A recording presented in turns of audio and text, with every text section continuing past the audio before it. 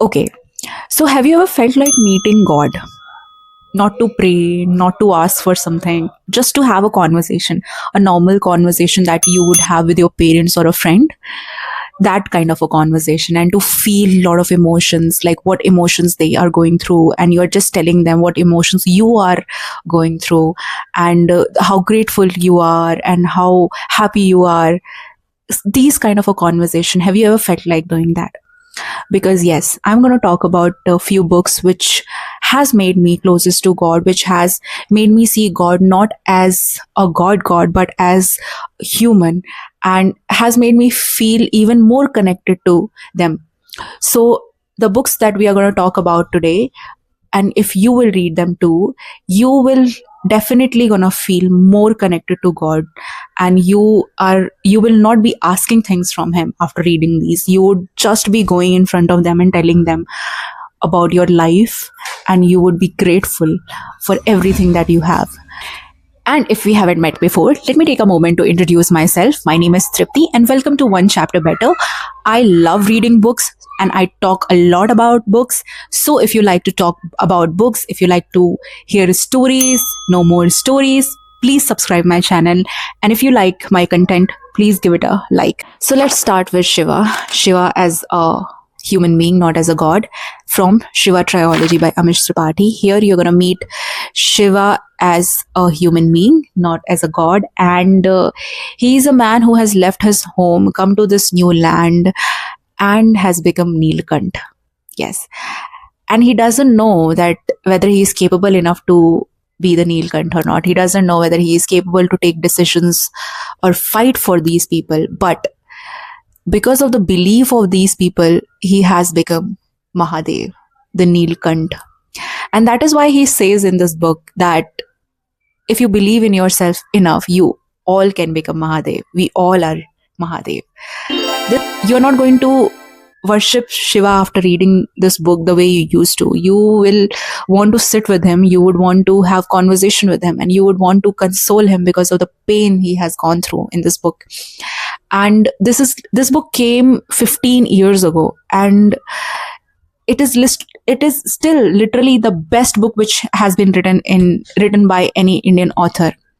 I go back to this book over and over again, and I know for the fact that I want to be near this book always, because I still feel like whenever I think about this book, whenever I read any page from this book, I feel the same emotions which I felt the very first time I read this. Another series which I'm going to talk about is Ram series, again by Amish Tripathi. Here, the god that you're going to meet is Ram, Sita, and the greatest villain of our Indian epic, Ravan. And you are going to be in his Lanka as well. So, Ram. In Ram, see, in this book, you are going to feel lot of emotions. You are going to be on a roller coaster of emotions. You are going to love him. You're going to get frustrated at him. You're going to be mad at him. You would idolize him, and at the same time, you would hate him. Yes. But I would want to talk about my favorite one, and my favorite is definitely going to be Sita, because how we have grown up seeing Sita. We have grown up seeing Sita as someone who is very gentle, idle woman who followed her husband, supported her husband, very soft, fair-skinned. But in this book, I literally think that this is the best description of Sita which I have read in my entire life.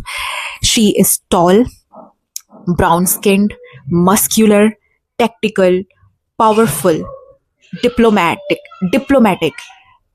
She knows geopolitics, she knows warfare, and all this she knows through her mother. Yes, she is the warrior of Mithila. Yes.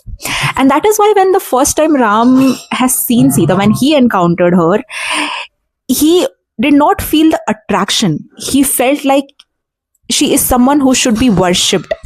So he said, I want to worship her. Feel like this is the definition of a powerful woman. How a powerful woman should be, like how a powerful woman look like. This is what you're going to feel through this book. And then Ravan. We all know Ravan as the greatest villain of our Indian epic. But do we know how great worshipper he was to Shiva? Do we know the amount of knowledge that he had?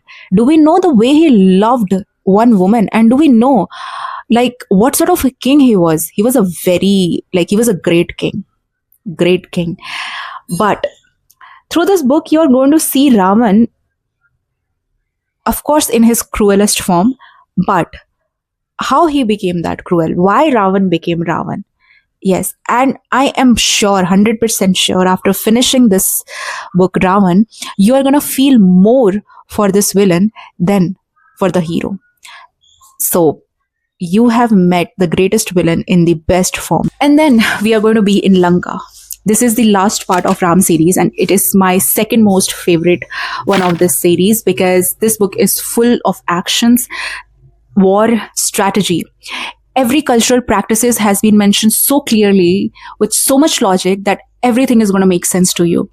Ram Setu bana hai, we know.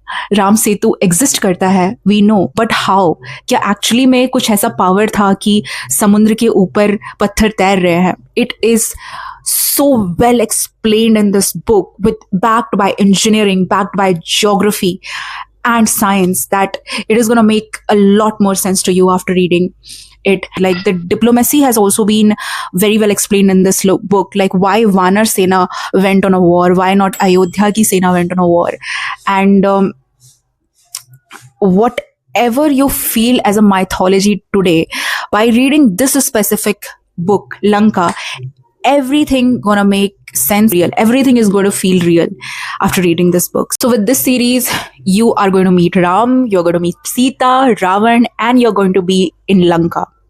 You are going to enjoy this series a lot. It is so beautifully written, with all the logics, with all the science and the geography that you could possibly think of. And you are going to see Ramayana altogether in a very different perspective. So after finishing these two series, I am seeing God altogether from a very different lenses, especially Shiv.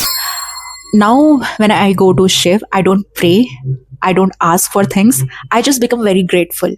This is what this book has done to me. I have become more close to Shiv. I have become a huge believer in Shiv now. And this is what this book has done to me. This is what the series has done to me. And if you have read this, please let me know what it has changed in you, because I am 100% sure that it must have changed in you, and I want to know what it has done to you. So please let me know that.